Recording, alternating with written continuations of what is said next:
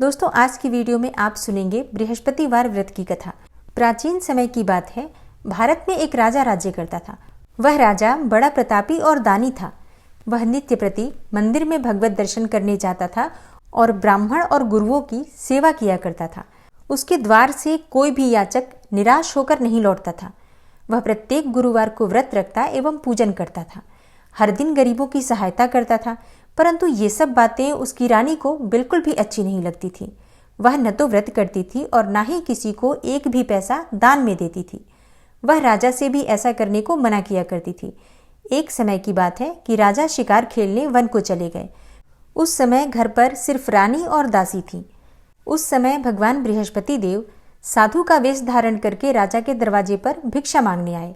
साधु ने रानी से भिक्षा मांगी तो वो कहने लगी, हे साधु महाराज, मैं इस दान और पुण्य से तंग आ गई हूँ। इस कार्य के लिए तो मेरे पतिदेव ही बहुत हैं। अब आप ऐसी कृपा करें कि सारा धन नष्ट हो जाए तथा मैं आराम से रह सकूं। तब साधु रूपी बृहस्पति देव ने कहा, हे देवी, तुम तो बड़ी विचित्र हो। संतान और धन से कोई दुखी नहीं होता है, इसको तो सभी चाहते हैं। पापी मनुष्य भी पुत्र और धन की इच्छा करते हैं। अगर तुम्हारे पास धन अधिक है तो भूखे मनुष्यों को भोजन कराओ, प्याऊ लगवाओ, ब्राह्मणों को दान दो, धर्मशालाएं बनवाओ, कुआं, तालाब, बावड़ी, बाग बगीचे आदि का निर्माण कराओ तथा निर्धनों की कुंवारी कन्याओं का विवाह करवाओ। साथ ही यज्ञ आदि करो। इस प्रकार के कर्मों से आपके कुल का और आपका नाम परलोक में भी सार्थक होगा एवं तुम्हें भी स्वर्ग की प्राप्ति होगी। परंतु रानी साधु की इन बातों से खुश नहीं हुई। उसने कहा, हे साधु महाराज, मुझे ऐसे धन की आवश्यकता नहीं जिसको मैं अन्य लोगों को दान देती फिरूं तथा जिसको रखने और संभालने में ही मेरा सारा समय नष्ट हो जाए। साधु ने कहा, हे देवी, यदि तुम्हारी ऐसी ही इच्छा है तो जैसा मैं तुम्हें बताता हूँ तुम वैसा ही करना। बृहस्पतिवार के दिन घर आंगन को गोबर से लीपना, अपने केशों को पीली मिट्टी से धोना, केशों को धोते समय स्नान करना, राजा से कहना वह हजामत करवाए, भोजन में मांस मदिरा खाना और कपड़े धोबी के यहाँ धुलने देना। इस प्रकार से 7 बृहस्पतिवार करने से तुम्हारा सारा धन नष्ट हो जाएगा। यह कहकर साधु महाराज रूपी बृहस्पति देव अंतर्ध्यान हो गए। रानी ने साधु के कहने के अनुसार 7 बृहस्पतिवार तक उसी प्रकार से करने का विचार किया और साधु के बताए अनुसार कार्य करते हुए केवल 3 बृहस्पतिवार ही बीते थे कि उसकी समस्त धन संपत्ति नष्ट हो गई। भोजन के लिए दोनों समय परिवार तरसने लगा तथा सांसारिक भोगों से दुखी रहने लगा। तब राजा रानी से कहने लगा कि हे रानी, तुम यहाँ पर रहो, मैं दूसरे देश को जाता हूँ, क्योंकि यहाँ पर मुझे सभी मनुष्य जानते हैं, इसलिए मैं यहाँ पर कोई काम नहीं कर सकता। मैं अब परदेश जा रहा हूँ, वहाँ कोई काम धंधा करूँगा, शायद हमारे भाग्य बदल जाएं। ऐसा कहकर राजा परदेश चला गया। राजा वहाँ जंगल से लकड़ी काट कर लाता और शहर में बेचता।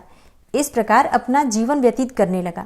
इधर राजा के बिना रानी और दासियां दुखी रहने लगी। किसी दिन भोजन मिलता और किसी दिन जल पीकर ही रह जाती। एक समय रानी और दासियों को 7 दिन बिना भोजन के व्यतीत करने पड़े। तो रानी ने अपनी दासी से कहा, हे दासी, यहाँ पास ही के नगर में मेरी एक बहन रहती है, वह बड़ी धनवान है। तू उसके पास जा और वहां से 5 सेर बेझर मांग कर ले आ, जिससे कुछ समय के लिए गुजारा हो जाएगा। दासी रानी की बहन के पास गई, लेकिन रानी की बहन उस समय पूजा कर रही थी और उस दिन बृहस्पतिवार का दिन था। दासी ने रानी की बहन से कहा, हे रानी, मुझे आपकी बहन ने भेजा है, मुझे 5 सेर बेझर दे दो। दासी ने ये बात अनेकों बार कही, परंतु रानी की बहन ने कोई भी उत्तर नहीं दिया, क्योंकि वो उस समय बृहस्पतिवार की कथा सुन रही थी। जब दासी को रानी की बहन से कोई उत्तर नहीं मिला तो वो बहुत दुखी हुई। उसे क्रोध भी बहुत आया।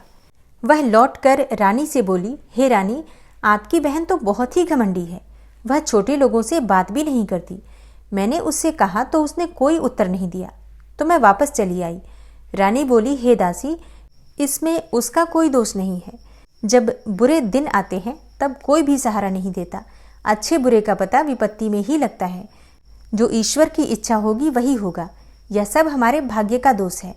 उधर रानी की बहन ने सोचा कि मेरी बहन की दासी आई थी, परंतु मैं उससे बोली नहीं, तो इसलिए वह बहुत दुखी होगी। अतः कथा सुनकर और विष्णु भगवान का पूजन समाप्त करके वह अपनी बहन के घर आई और कहने लगी, हे बहन, मैं बृहस्पतिवार का व्रत कर रही थी, तुम्हारी दासी हमारे घर आई थी, परंतु जब तक कथा होती है तब तक हम लोग न उठते हैं और ना ही बोलते हैं, इसलिए मैं नहीं बोली। कहो दासी क्यों गई थी? रानी बोली, हे बहन, हमारे घर अनाज नहीं था। वैसे तुमसे कोई बात छुपी नहीं है, इस कारण मैंने अपने दासी को तुम्हारे पास 5 सेर बेझर लेने के लिए भेजा था। रानी की बहन बोली, बहन देखो, बृहस्पति भगवान सबकी मनोकामना पूर्ण करते हैं। देखो शायद तुम्हारे घर में ही अनाज रखा हो। यह सुनकर दासी घर के अंदर गई तो वहां उसे एक घड़ा बेझर का भरा हुआ मिल गया। उसे बड़ी हैरानी हुई क्योंकि उसने एक एक बर्तन देख लिया था। उसने बाहर आकर रानी को बताया। दासी अपनी रानी से कहने लगी कि हे रानी, देखो, वैसे हमको जब अन्न नहीं मिलता तो हम रोज ही व्रत करते हैं। अगर इनसे व्रत की विधि और कथा पूछ ली जाए तो उसे हम भी कर लिया करेंगे। तब दासी के कहने पर रानी ने अपनी बहन से बृहस्पतिवार व्रत के बारे में पूछा। उसकी बहन ने बताया, हे रानी बहन, बृहस्पतिवार को सूर्योदय से पहले उठकर स्नान करके बृहस्पतिवार का व्रत करना चाहिए, लेकिन उस दिन सिर नहीं धोना चाहिए। बृहस्पतिवार के व्रत में चने की दाल और मुनक्कों से विष्णु भगवान का केले के वृक्ष की जड़ से पूजन करें तथा दीपक जलावें। उस दिन एक ही समय भोजन करें। भोजन पीले खाद्य पदार्थ का करें तथा कथा सुनें। इस प्रकार करने से गुरु भगवान प्रसन्न होते हैं, अन्न, पुत्र और धन देते हैं। इस तरह व्रत और पूजन की विधि बताकर रानी की बहन अपने घर लौट गई। दासी और रानी दोनों ने निश्चय किया कि वे बृहस्पति देव भगवान का पूजन जरूर करेंगी। 7 दिन के बाद जब बृहस्पतिवार आया तो उन्होंने व्रत रखा। घुड़साल में जाकर चना और गुड़ बीन लाई तथा उसकी दाल से केले की जड़ में विष्णु भगवान का पूजन किया। अब भोजन कहाँ से आए, इस बात को लेकर दोनों बहुत दुखी थी, परंतु उन्होंने व्रत किया था, इस कारण बृहस्पति देव भगवान प्रसन्न थे। वे एक साधारण व्यक्ति के रूप में 2 थालों में सुंदर पीला भोजन लेकर आए और दासी को देकर बोले, हे दासी, यह भोजन तुम्हारे और रानी के लिए है, तुम दोनों करना। दासी भोजन पाकर बड़ी प्रसन्न हुई और रानी से बोली, रानी जी भोजन कर लो। रानी को भोजन आने के बारे में कुछ भी पता नहीं था, इसलिए वह दासी से बोली, जा तू ही भोजन कर, क्योंकि तू हमारी व्यर्थ में हंसी उड़ाती है। दासी बोली, एक व्यक्ति अभी अभी भोजन देकर गया है। रानी कहने लगी, वह भोजन तेरे लिए ही दे गया है, तू ही भोजन कर। दासी ने कहा, वह व्यक्ति हम दोनों के लिए 2 थालों में भोजन दे गया है, इसलिए मैं और आप दोनों ही साथ साथ भोजन करेंगी। फिर दोनों ने गुरु भगवान को नमस्कार करके भोजन प्रारंभ किया। उसके बाद से वे प्रत्येक बृहस्पतिवार को गुरु भगवान का व्रत और पूजन करने लगी। बृहस्पति भगवान की कृपा से उनके पास धन हो गया, परंतु रानी फिर पहले की तरह से आलस्य करने लगी। तब दासी बोली, देखो रानी, तुम पहले भी इसी प्रकार आलस्य करती थी, तुम्हें धन के रखने में कष्ट होता था, इस कारण सभी धन नष्ट हो गया। अब गुरु भगवान की कृपा से धन मिला है तो फिर तुम्हें आलस्य होता है। बड़ी मुसीबतों के बाद हमने यह धन पाया है, इसलिए हमें दान पुण्य करना चाहिए। दासी ने रानी से कहा कि हे रानी, तुम भूखे मनुष्यों को भोजन करवाओ, प्याऊ लगवाओ, ब्राह्मणों को दान दो, कुआं, तालाब, बावड़ी आदि का निर्माण करवाओ, मंदिर पाठशालाएं बनवाकर दान दो, कुंवारी कन्याओं का विवाह करवाओ, धन को शुभ कार्यों में खर्च करो, जिससे तुम्हारे कुल का यश बढ़े और स्वर्ग प्राप्त हो और पितृ प्रसन्न हो। दासी की बात मानकर रानी ने इसी प्रकार के कर्म करने प्रारंभ किए, जिससे उनका यश काफी फैलने लगा। एक दिन रानी और दासी आपस में विचार करने लगी कि न जाने राजा किस दशा में होंगे, उनकी कोई खोज खबर नहीं है। गुरु भगवान से उन्होंने प्रार्थना की और भगवान ने रात्रि में राजा को स्वप्न में कहा, हे राजा उठ, तेरी रानी तुझको याद करती है, अब अपने देश को लौट जा। राजा प्रातःकाल उठकर जंगल से लकड़ियां काटकर लाने के लिए जंगल की ओर चल पड़ा। जंगल से गुजरते हुए वह सोचने लगा कि रानी की गलती की वजह से कितने दुख भोगने पड़े। राजपाट छोड़कर उसे जंगल में आकर रहना पड़ा। जंगल से लकड़ियां काटकर उन्हें बेचकर गुजारा करना पड़ा। उसी समय उस जंगल में बृहस्पति देव एक साधु का रूप धारण करके आए और राजा के पास आकर बोले, हे लकड़हारे, तुम इस सुनसान जंगल में किस चिंता में बैठे हो, मुझे बतलाओ। यह सुनकर राजा के नेत्रों में जल भर आया और वह साधु की वंदना करके बोला, हे प्रभु, आप तो सब कुछ जानने वाले हैं। इतना कहकर राजा ने साधु को अपनी संपूर्ण कहानी सुना दी। महात्मा तो स्वभाव से ही दयालु होते हैं। वे राजा से बोले, हे राजा, तुम्हारी पत्नी ने बृहस्पति देव के प्रति जो अपराध किया था, जिसके कारण तुम्हारी यह दशा हुई, अब तुम किसी प्रकार की चिंता मत करो। भगवान तुम्हें पहले से बहुत अधिक धन देंगे। देखो, तुम्हारी पत्नी ने बृहस्पतिवार का व्रत करना प्रारंभ कर दिया है और अब तुम भी बृहस्पतिवार का व्रत करके चने की दाल व गुड़ और जल को लोटे में डालकर केले के पत्ते से भगवान विष्णु का पूजन करो। फिर कथा कहो या सुनो, भगवान तुम्हारी सब मनोकामनाओं को पूर्ण करेंगे। साधु को प्रसन्न देखकर राजा बोला, हे प्रभु, मुझे लकड़ी बेचकर इतना पैसा भी नहीं बचता जिससे भोजन के उपरांत कुछ बचा सकूं। मैंने रात्रि में अपनी रानी को व्याकुल देखा है। मेरे पास कोई साधन नहीं जिससे उनका समाचार जान सकूं। फिर मैं बृहस्पतिवार की कौन सी कहानी कहूं या सुनूं? मुझको तो कुछ भी मालूम नहीं है। साधु ने कहा, हे राजा, तुम किसी बात की चिंता मत करो। बृहस्पतिवार के दिन तुम रोजाना की तरह लकड़ियां लेकर शहर में जाओ। तुम्हें रोज से दुगना धन प्राप्त होगा, जिससे तुम भली भांति भोजन कर लोगे तथा बृहस्पति देव की पूजा का सामान भी आ जाएगा। और बृहस्पति देव की कथा इस प्रकार है। प्राचीन काल में एक बहुत ही निर्धन ब्राह्मण रहता था। उसके कोई संतान नहीं थी। वह नित्य पूजा पाठ करता था, परंतु उसकी स्त्री बहुत ही मलिनता के साथ रहती थी। वह न तो स्नान करती थी और न ही किसी देवता का पूजन करती थी। प्रातःकाल उठते ही सर्वप्रथम भोजन करती थी, बाद में कोई अन्य कार्य करती थी। ब्राह्मण देवता बहुत दुखी रहते थे। वे पत्नी को बहुत समझाते, किंतु उसका कोई परिणाम नहीं निकलता था। भगवान की अनुकंपा से एक समय उस ब्राह्मण की पत्नी गर्भवती हुई और 10वें महीने एक सुंदर कन्या को जन्म दिया। निर्धन ब्राह्मण कन्या के जन्म से बहुत दुखी हुआ। धीरे धीरे ब्राह्मण की कन्या बड़ी होने लगी।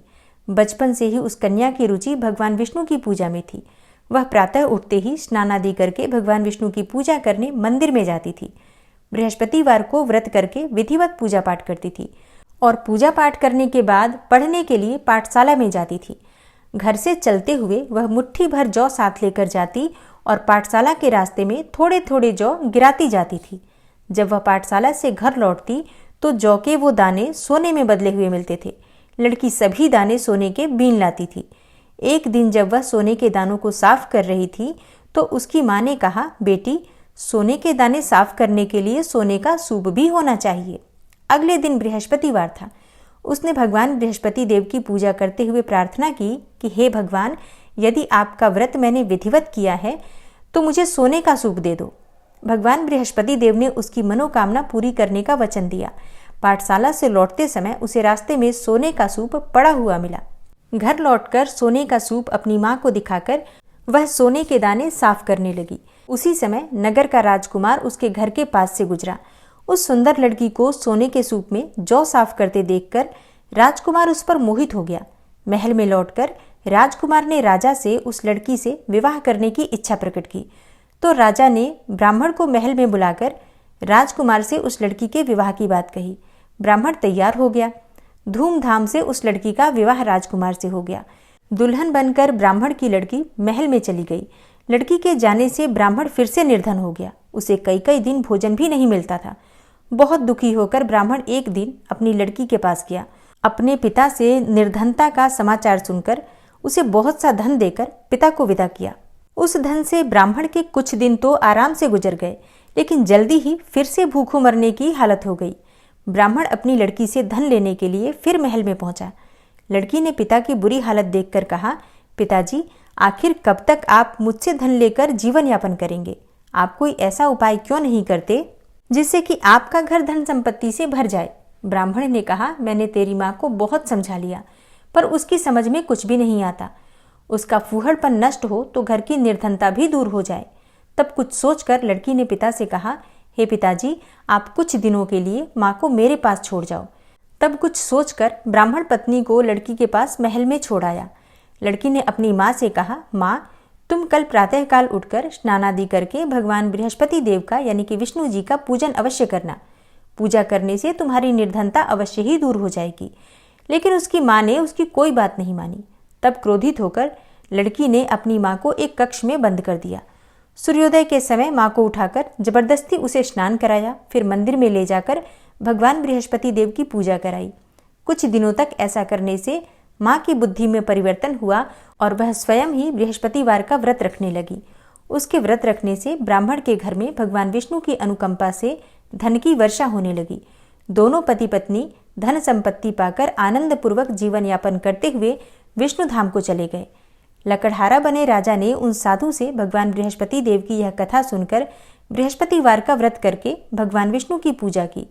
उस दिन से उसके सभी क्लेश दूर हो गए। लेकिन अगले बृहस्पतिवार को कामकाज में अधिक व्यस्त रहने के कारण उसने भगवान बृहस्पति देव का व्रत नहीं किया।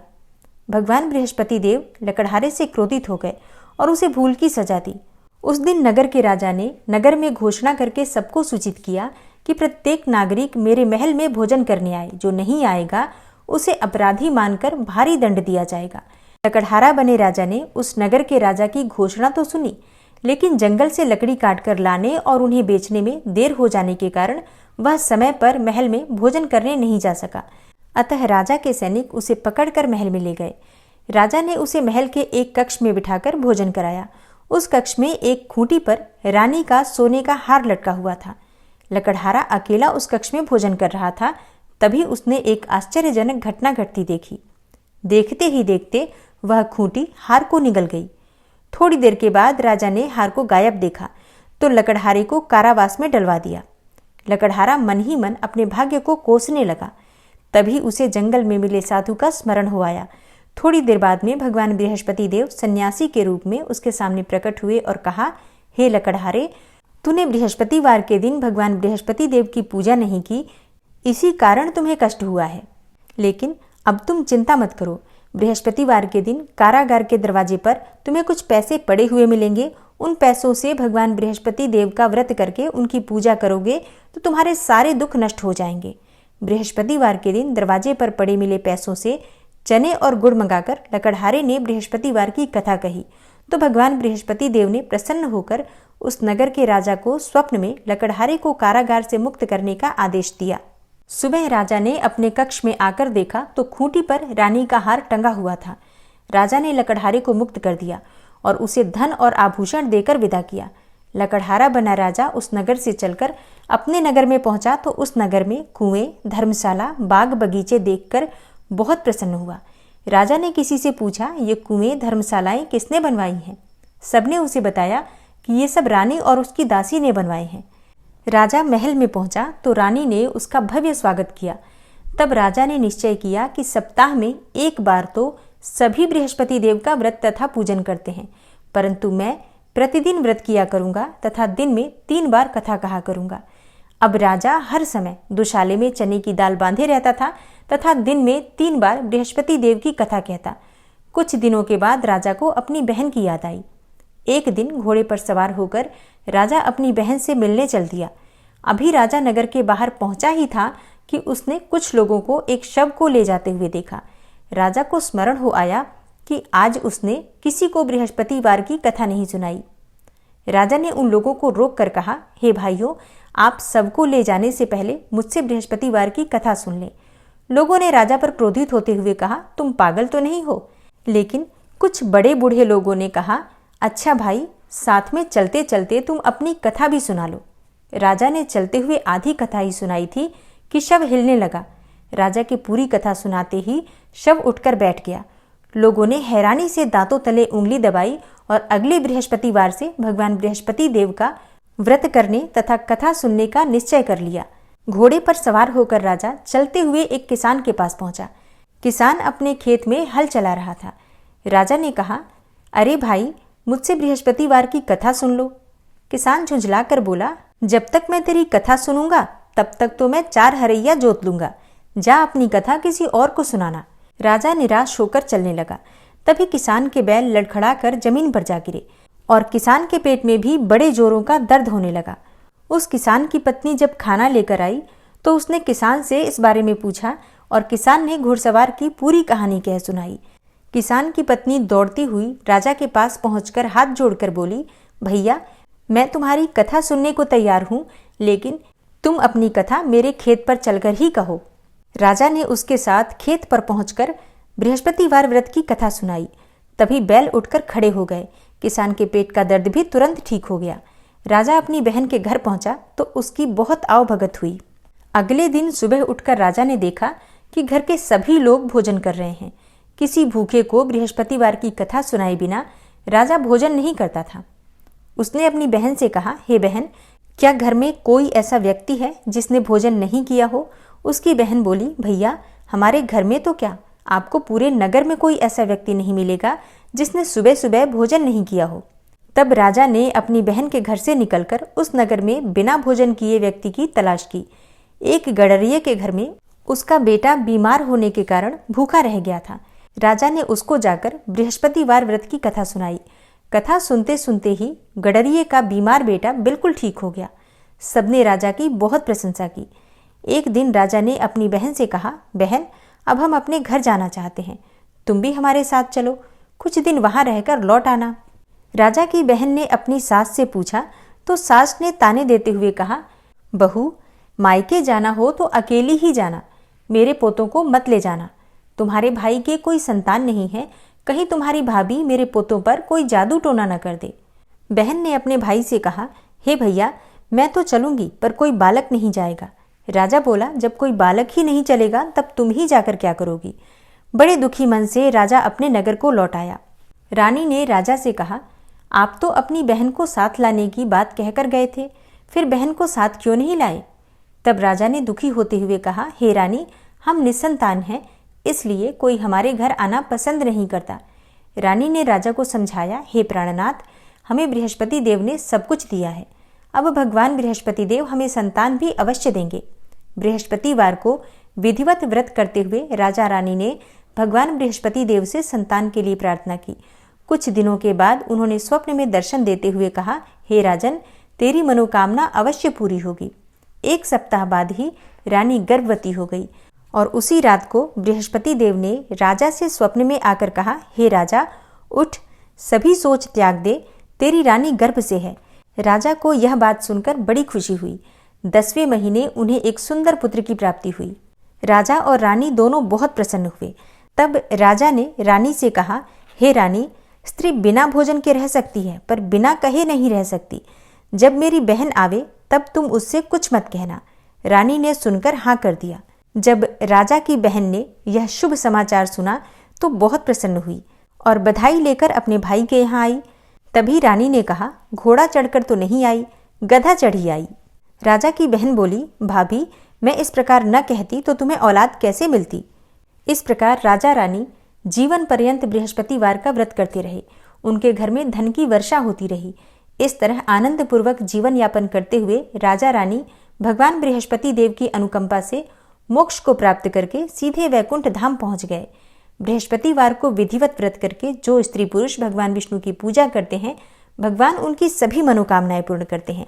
बृहस्पति देव ऐसे ही हैं, जैसी जिसके मन में कामनाएं होती हैं सभी को पूर्ण करते हैं।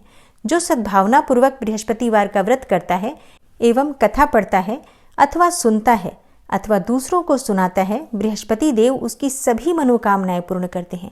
भगवान बृहस्पति देव उसकी सदैव रक्षा करते हैं। संसार में जो मनुष्य सद्भावना से भगवान जी का पूजन व्रत सच्चे हृदय से करते हैं तो उनकी सभी मनोकामनाएं पूर्ण करते हैं। जैसी सच्ची भावना से रानी और राजा ने उनकी कथा का गुणगान किया तो उनकी सभी इच्छाएं बृहस्पति देव जी ने पूर्ण की थी। इसलिए सच्चे मन से बृहस्पतिवार का व्रत करना चाहिए, कथा पढ़ना चाहिए अथवा सुनना चाहिए। ओम जय बृहस्पति देवा, स्वामी जय बृहस्पति देवा, छिन छिन भोग लगाऊं कदली फल मेवा। ओम जय बृहस्पति देवा, तुम पूर्ण परमात्मा, स्वामी तुम अंतर्यामी, जगत पिता जगदीश्वर, तुम सबके स्वामी। ओम जय बृहस्पति देवा, चरणामृत निज निर्मल, सब पातक हरता, सकल मनोरथ दायक, कृपा करो भरता। ओम जय बृहस्पति देवा, तन मन धन अर्पण कर, जो जन शरण पड़े, प्रभु प्रकट तब होकर, आकर द्वार खड़े। ओम जय बृहस्पति देवा, दीन दयाल दयानिधि, भक्तन हितकारी, पाप दोष सब हरता, भवबंधन हारी। ओम जय बृहस्पति देवा, सकल मनोरथ दायक, सब संशय हारी। विषय विकार मिटाओ, संतन सुखकारी। ओम जय बृहस्पति देवा, जो कोई आरती तेरी प्रेम सहित गावे। ज्येष्ठानंद आनंदन सो निश्चय पावे। ओम जय बृहस्पति देवा। और अब सच्चे मन से, श्रद्धा भाव से, प्रेम से जयकारा लगाइए। बृहस्पति भगवान की जय, श्री लक्ष्मी नारायण की जय। जय जय श्री कृष्णा, जय श्री राधे।